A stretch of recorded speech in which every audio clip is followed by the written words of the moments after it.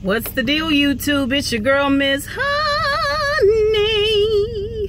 Welcome back, welcome back, welcome back, welcome back, you guys. Welcome back.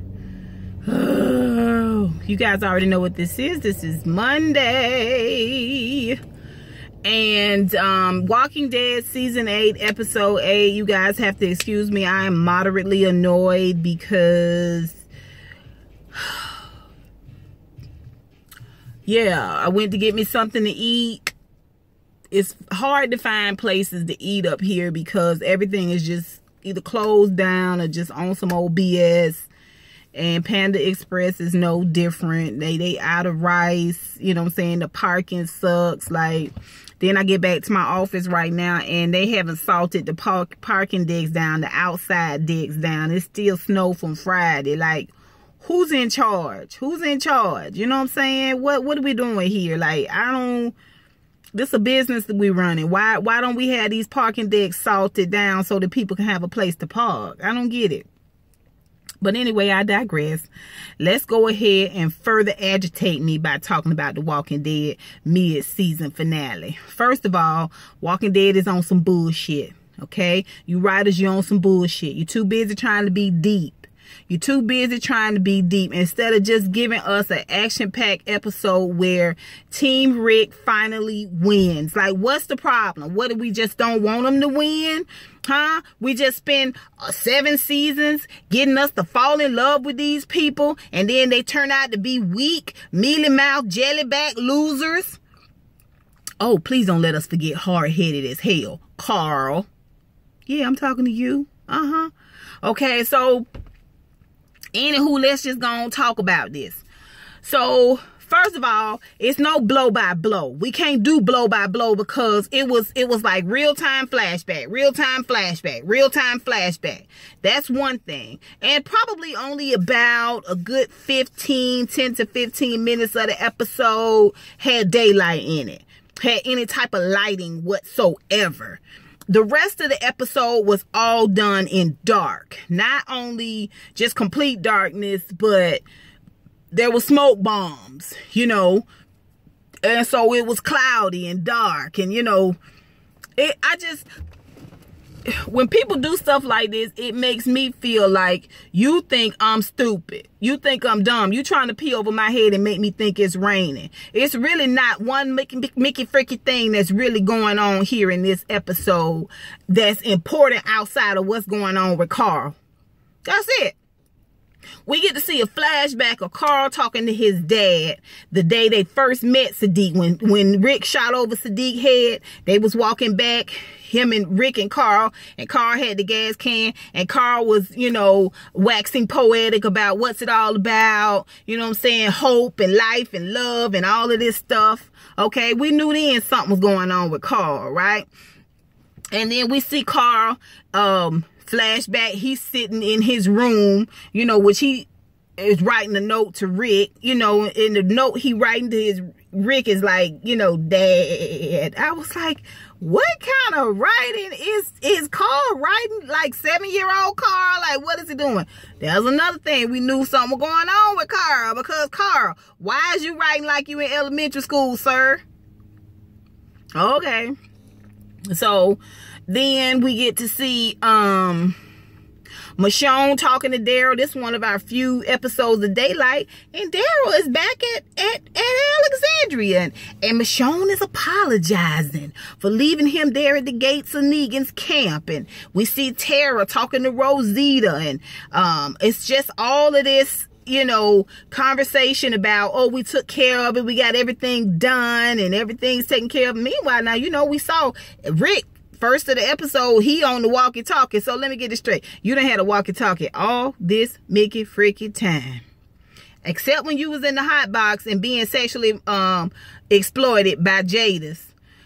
Ever since you left the Garbage Pail Kids, you done had a walkie-talkie. You ain't called your people on the road to Negan's? Nothing? I mean, we're not supposed to pick at that scab? Okay, that's fine. So, he calling North. Come in, North. Come in, South. Come in.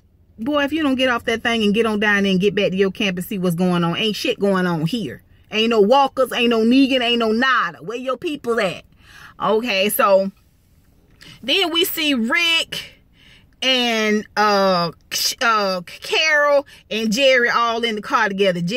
Carol driving, Rick, Jerry on the passenger side, and Rick thrown in the back. There's some mild conversation between the two of them that, again, is not important. This episode is all about Carl, surrounding Carl, okay? So we finally get to hear the whistle, okay? The whistle comes out, and it turns out Negan and those have gotten out. Now, we don't know how. We're led to believe that it was something that Daryl did when he went over there half cocked and drove that truck through the wall, okay?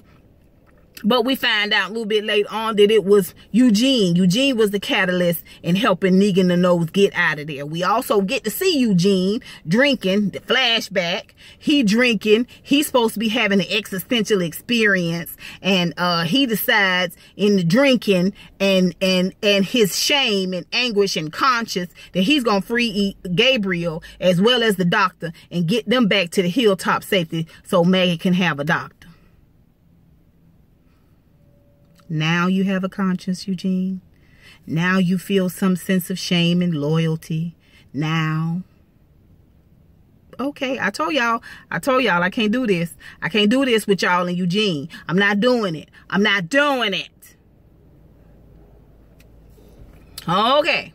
So let's go back to Alexandria. We hear the whistle. When we hear the whistle, we know Negan's out. Negan's out. Okay. They throwing rocket launchers into Alexandria, blowing up houses, exploding buildings, all of this stuff, cars, they're exploding cars, all of this. Carl, he gets the kids and all the people there to safety because there's a manhole cover there that goes underground, this huge metal tunnel, a water pipe, you know, and everybody's down under there, and then Carl has decided that he is going to make himself the sacrificial lamb. So when Negan is outside the gate with his megaphone and he's doing his diatribe, y'all know he like a good 5 to 6 minute speech before he really gets started good, wreaking havoc.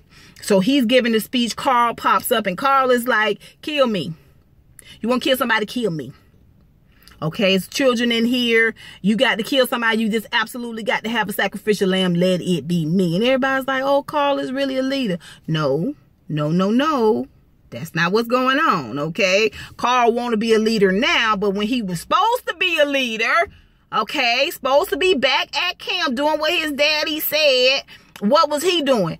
Out there whacking walkers with Sadiq, a guy he barely knows, talking about hope and love and emotionalism and freeing souls and all this other stuff. Anyway, so Ezekiel, he's back at the kingdom. Simon is there. He got all his people lined up on the ground. I think it was Simon. It might have been another guy. They all kneeling down. Where's Ezekiel? Because they got to get Ezekiel back alive. They want Ezekiel, they want Rick, and they want Maggie. So they can kill them all right there in front of everybody, splay their guts out, and put their bodies on the spike.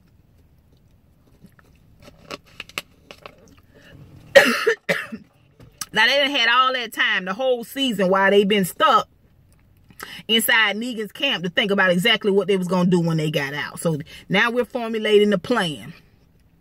We see Maggie and them. They coming down there in a convoy. You know, Jesus is driving. It's dark. Some trucks pull around. It's a tree in the road. Maggie's like, it's a setup. It's too late. Once you realize it's a setup, it's already too late. You've been set up. Okay, everybody knows that, Maggie. Trucks pull around. They open the back of the truck up. And here is Jerry. Jerry all bound up and tied up and beat up. They bring him out and put him on the ground. They're going to shoot him in the head until it lets Maggie and all her people in the convoy get out of their vehicles and get in the back of that truck. Maggie take too long. They end up shooting Jerry in the head. Kill Jerry. Jerry gone. Goodbye, Jerry. Maggie's upset. Somehow there is a ruckus. And it is because Rosita, I can't remember. I don't know how Maggie and those got off the side of that road. I can't really remember, but they end up back at the hilltop where she takes one of the hostages that they had from Negan's camp and shoots him because they shot, Simon and Oates shot Jerry. They took one of ours, we're going to take one of yours. Shoots him. Then she walks off and she cries quietly to herself. Y'all still ain't all together. Y'all still ain't all together. I don't know. Like who's in charge of the plan? Y'all should have all been in one place anyway. Y'all should have already had those kids hid away somewhere. This is war. What else do we do in war? You know what I'm saying? Like, it's so needless. It doesn't make any sense. Like this, we could have had a lot more fighting and action and, you know, combat and cunning done in this season without all of these subliminals, without all this supposition. Like, you know what I'm saying? We don't even see Negan them get out. We just know that they're out, and we're supposed to all be terrified and get into this weird place because he's whistling now. Okay, so Ezekiel comes to himself while his people are out. He's hiding. He's got Sheba's chain. He gets in his head once he hears that he's not supposed to be killed. He's supposed to be taken back alive. He sets an explosion which causes Negan people to go running. It's classic. It's classic cartoon behavior. Cause a distraction. Get them to look away. It's right up there with counting to 10 before you shoot somebody. Or, you know what I'm saying? I'm gonna get you back to the camp and then we gonna kill you. Like, you already know the person gonna get away. Like, when you start counting to 10, like, it's classic. It's classic, okay? So, explosion, they look away. They run over there to see what's going on with the explosion. And Negan and Ezekiel gets the drop on them, shoots them all up. Carol and those all run out the gate. Instead of Ezekiel coming on out the gate with Carol, Carol's like, Ezekiel, no, Ezekiel, don't. And Ezekiel's like, no, I'm gonna be a king one way or another. He closes the gate and he locks it with Sheba's chain. I am a king after all. Boop! Knocked upside the head. He passes out. Okay.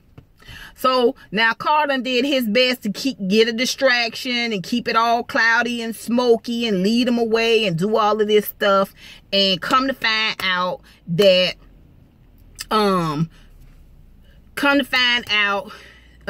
Carlton got everybody down below. Okay, and here is Rick. He looking for everybody. Where is everybody? What's going on? What's happening? He go into the house. He meet Negan. Him and Negan get to fighting. Somehow, and while he's getting his ass kicked, he manages to get Lucille. He gets Lucille. Does he bash Negan's head in? Does he? Huh? Does he bash Mister's head in? Huh? And worry about heaven later? No. What does he do? Jumps out the window. I got to get my kids. Okay, so then, okay, we've got Maggie, we've got Ezekiel, who is still being held captive, which, by the way, we got to see Morgan. Morgan is looking more and more handsome every day.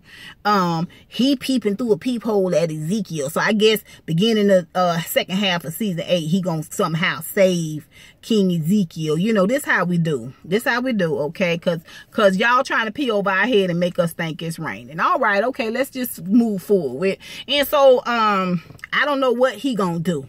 Okay, everybody else is down below in this tunnel. So Rick is walking in and he is, where are my children? Where are my people? Where is everyone? Where's Jadis?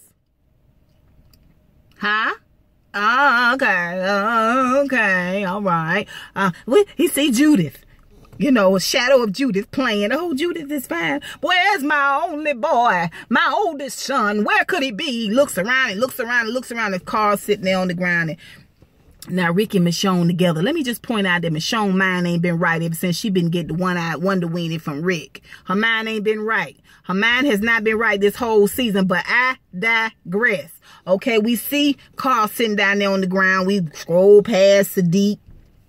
I brought them all here. This is what Carl said. I brought them all here. You still trying to be the martyr, Carl? Huh? You still trying to be the martyr? Your girl's not buying it. Okay, so he talking to his dad. Dad, I just brought them all here to get him to safety, and I thought we could. He pulls the patch to the side, you know, this bandage, and he's been bit.